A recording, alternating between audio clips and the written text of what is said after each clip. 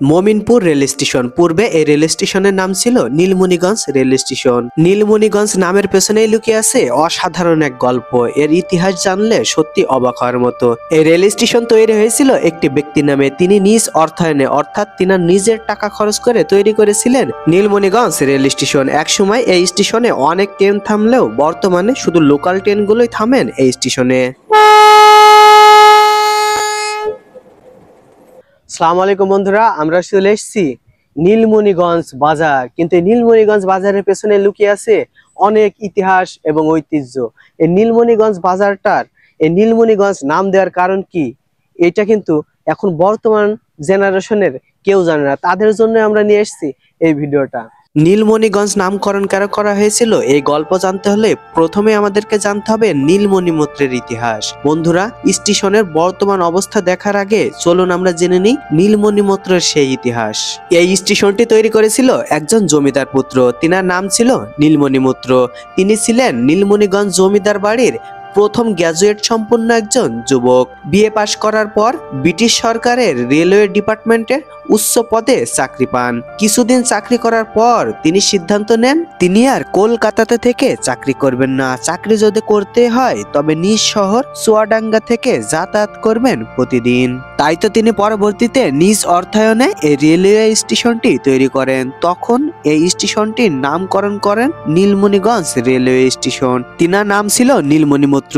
তিনি বসবাস করতেন মমিনপুর গ্রামে। তাই তো এই নীলমণিগঞ্জের নামকরণ করেছিলেন নিজের নামের নীলমণি এবং গ্রামের গঞ্জ নিয়ে। নীলমণিগঞ্জ রেলওয়ে স্টেশন এই নামটি তৈরি করেছিলেন সে সময় নিজের নামের কিছু অংশ এবং গ্রামের গঞ্জ নিয়ে। বন্ধুরা, আমরা দেখলাম এই যে একটা ট্রেন চলে এসছে। হয়তো লোকাল ট্রেন যেগুলো আছে সেইগুলোই দাঁড়াবে। এটা লোকাল ট্রেন মনে হয়, এজন্যই আমরা দেখতে পাচ্ছি ট্রেনটা যাচ্ছে। দাঁড়ায় কিনা দেখি।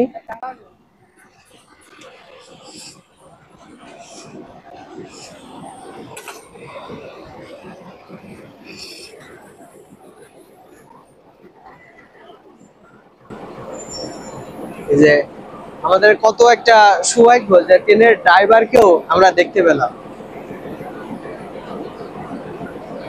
ট্রেনের ড্রাইভারদেরকে কি, যারা বিমান চালায় তাদেরকে বলা হয় পাইলট, যারা ট্রাক চালায় তাদেরকে বলা হয় ড্রাইভার, আর যারা ট্রেন চালায় তাদেরকে কি বলা হয় আমরা কি জানি? তাদেরকে বলা হয় লোকোমাস্টার। আমরা সেই লোকোমাস্টারকে দেখতে পাচ্ছি। এখানে লোকাল ট্রেন গুলো দাঁড়ানো হয়। লোকাল ট্রেনের মাধ্যমেই যাত্রীগুলো যাওয়া আসা করে। এখানে কোনো টিকিটের ব্যবস্থা নেই, এজন্য ট্রেনের ভিতর থেকে তারা টিকিট কেটে নেয়। এখান থেকে হয়তো বেশি দূর যায় না, কিংবা পরের কোনো স্টেশন থেকে টিকিট কেটে নেয়, কিন্তু এখান থেকে তারা ওঠে। এই যে দেখতে পাচ্ছেন অনেক মানুষ। বন্ধুরা, এই ফাঁকে চলুন জেনে নেই এই রেলওয়ে স্টেশনটা কত সালে প্রতিষ্ঠিত হয় এবং কত সালে এর কার্যক্রম শুরু হয়। 1859 সালে ব্রিটিশ শাসন আমলে eastern Bengal railway company Kolkata থেকে কুষ্টিয়া জগতী ব্রডব্যান্ড একক রেলপথ নির্মাণের কাজ শুরু করেন। এই প্রকল্পের অংশ হিসাবে নীলমণিগঞ্জ অর্থাৎ বর্তমান মমিনপুর রেল স্টেশন, চুয়াডাঙ্গা এবং আলমডাঙ্গা রেল স্টেশন নির্মাণ হয়। এখানে মনে হয় সর্বোচ্চ 60 থেকে 5 মিনিট দাঁড়ায়। স্টেশনগুলো নির্মিত হওয়ার পর 1862 সালে 15 নভেম্বর কলকাতা থেকে কুষ্টিয়া জগতী রেলপথ চলাচল শুরু হয়, যার মাধ্যমে পূর্ব বাংলা অর্থাৎ বর্তমান বাংলাদেশ রেলওয়ে যাত্রা শুরু হয়। সে সময় থেকে নীলমণিগঞ্জ রেল স্টেশনটি কার্যকর ছিল। এরপর কোনো এক সময় রেলওয়ের নিয়ম পরিবর্তন হয়। তখন নীলমণিগঞ্জ রেলওয়ে স্টেশন থেকে নাম পরিবর্তন করে রাখা হয় মমিনপুর রেলওয়ে স্টেশন।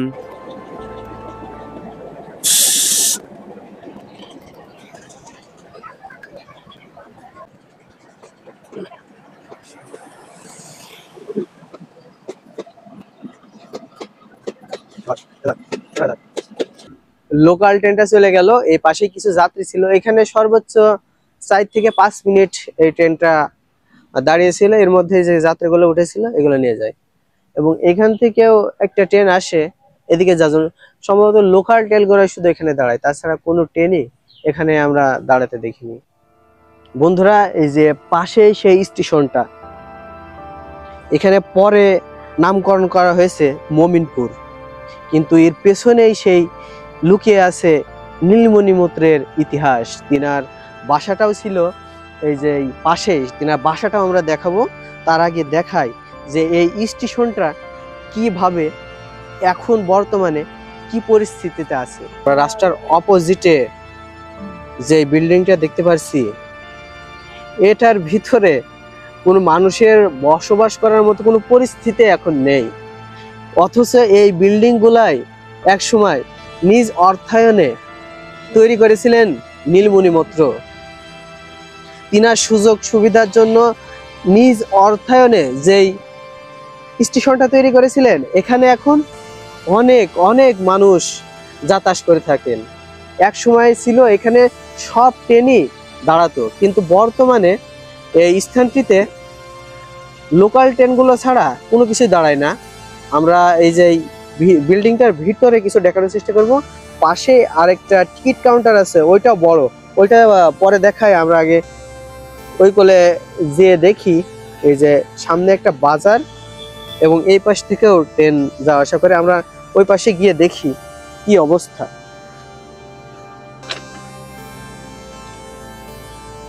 বর্তমানে এই বিল্ডিং গুলার ইট সহ সবকিছুই যেন ভেঙে পড়ার অবস্থা।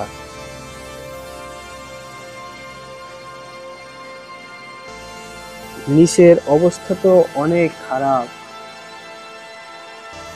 এইটা হয়তো দোতলা ছিল, সে সময় এই ধরনের জিনিসগুলাই ব্যবহার করা হতো দোতলা করার জন্য। এর উপরে কিছু কার্পেট পাড়ার পরেই উপরে আরেক তলা ছিল। এই বিল্ডিং গুলোর অবস্থা এখন খুবই খারাপ। এই যে এইখান থেকে একটা সিঁড়ি ছিল এই দোতলায় ওঠার জন্য, এই সিঁড়িগুলাও ছিল লোহার তৈরি। সবকিছু এখন জরাজীর্ণ অবস্থা। এটা একটি বড় জানালা, যেখানে বারান্দা হিসাবে ব্যবহার করা হতো সে সময়। একটি দরজা, নিচতলারও একটি দরজা আছে। এগুলো বর্তমানে খুবই জরাজীর্ণ অবস্থায় আছে।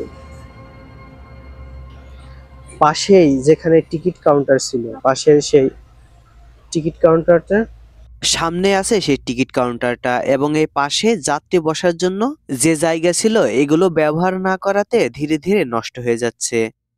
চলুন আমরা দেখাই সেই পুরোনো যে স্টেশন গুলো আছে তার আন্তপান্ত কিছু জিনিস আছে, সেখান থেকে কিছু বের করতে পারি কিনা সেটা চলুন দেখাই। বন্ধুরা, এইটাই সেই টিকিট কাউন্টার। এখান থেকেই টিকিট দেওয়া হতো সে সময়ে। এখানের অবস্থা আমরা একটু দেখাই, আসেন। এখানকার টিনগুলাও যেন অনেক পুরনো হয়ে গেছে। এই যে আমরা একটা বাক্স দেখতে পাচ্ছি, এইটা হয়তো বর্তমানে যারা স্টেশনের যে লাইনের কাজ করে সেই যন্ত্রগুলো হয়তো এর ভিতরে রাখে, এই জন্য এই দুইটা বাক্স দেওয়া হয়েছে। আমরা এই যে এইখানে দেখতে পাচ্ছি ট্রেনের সময়সূচি। এখানে এই যে কপোতাক্ষ, রূপসা, সীমান্ত সুন্দর, এখানে সব ট্রেনেই যে এই জায়গায় এক সময় দাঁড়াতো তার বাস্তব প্রমাণ এই যে এই সাইনবোর্ডটা। এখানে সেই শিডিউলটা পুরো দেওয়া আছে। এই যে আমরা এইখানটা দেখতে পাচ্ছি, এটা যে এই জায়গাটা দেখলে বোঝা যায়, এই জায়গাটা দেখলে বোঝা যায় এটা কত পুরানো আর কত দিন ধরে এগুলো ব্যবহার হচ্ছে না। এগুলো ব্যবহার না হওয়ার কারণে এগুলো অনেক অনেক বছর আগের সেটা বোঝা যাচ্ছে। এখান থেকে টিকিট কাউন্টারের যে টিকিট আদান প্রদান করতেন সেইটাই এই জায়গাটা ব্যবহার না করার ফলে অনেক পুরনো হয়ে গেছে। এই যে পাশে সেই দরজাটা, এই দরজাগুলোই সে সময়ের দরজা, ব্রিটিশ আমলের দরজা। এত কিছু হওয়ার পরেও এই স্টেশনটা বর্তমানে একটা খারাপ অবস্থায় আছে। এখানে যাত্রী আসা যাওয়া অনেক কমে গেছে, এই জন্য হয়তো এই ট্রেনের শিডিউলটা অনেক পিছিয়ে গেছে। এখানে শুধু লোকাল ট্রেন ছাড়া আর কোনো ট্রেনে আমরা দাঁড়াতে দেখি না। কিন্তু এই বাজারটা যিনি প্রতিষ্ঠিত করেছিল, যিনার হাত ধরে, যিনার নামকরণ করে এই বাজারটা প্রতিষ্ঠিত করা হয়েছিল, সেই নীলমণি মৈত্র তিনার যে পুরনো যে বাসস্থান, তিনি যেখানে থাকতেন সেটার সন্ধানে আমরা যাব। চলুন বন্ধুরা, আমরা পাশেই এই নীলমণিগঞ্জ বাজারের পাশেই মমিনপুরে হয়তো ওনার বাসা আছে, আমরা চলুন দেখে আসি সেই নীলমণিগঞ্জ বাজার যার নামে প্রতিষ্ঠিত হয়েছিল, সেই নীলমণি মৈত্রের বাড়িটা এখন কি অবস্থায় আছে, কেমন আছে, এবং তিনার রক্তের কেউ আছে কিনা এই জায়গাটি, সেটাও আমরা দেখানোর চেষ্টা করব। এখানে তেনার বসবাসরত কোনো রক্তের ব্লাড কানেকশন কোনো আত্মীয় স্বজন আছে কিনা, তাদের মুখ থেকেও কিছু জানার চেষ্টা করবো। চলুন বন্ধুরা, আমরা দেখে আসি সেই নীলমণি মৈত্রের বাড়ি। আসসালামু আলাইকুম। বলছে এই যে নীলমণিগঞ্জে নীলমণি মৈত্র নাম শোনা হয়েছে নাকি? বাসাটা কোন জায়গায় বলা যাবে? হ্যাঁ, ওই বাড়িটা ওইটি ও ওইটা তো বলতে যে পুরনো ওইটাই ওনার বাসা। ওই বাড়ির ওই তলে মানুষ থাকে এখন। আচ্ছা, উনার কি কেউ আত্মীয় স্বজন এখানে আছে বর্তমানে? কেউ নেই না? ও কোথায় চলে গেছে না? ইন্ডিয়া। ও আচ্ছা, ঠিক আছে, ধন্যবাদ। বন্ধুরা, নীলমণি মৈত্রের বাসায় যেতে যেতে চলুন দেখিনি নীলমণিগঞ্জের এই নামটা কত দূর বিস্তার লাভ করেছে। স্টেশনের নাম পরিবর্তন করে মমিনপুর রেলওয়ে স্টেশন রাখলেও বর্তমানে আজও খাতা কলম এবং বই পুস্তকে ব্যবহার করা হয় নীলমণিগঞ্জের নাম। নীলমণিগঞ্জের নামে তৈরি আছে একটি বাজার, একটি প্রাইমারি স্কুল,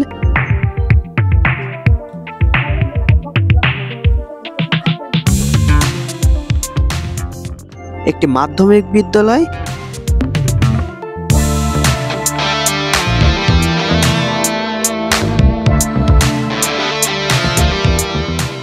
এবং পোস্ট অফিস সহ অনেক দোকানপাট। এই বাজারটি সব সময় জমজমাট হয়ে থাকে। এখানে আছে পানের হাট, কাঁচা বাজার সহ ছোটখাটো কয়েকটি মার্কেট।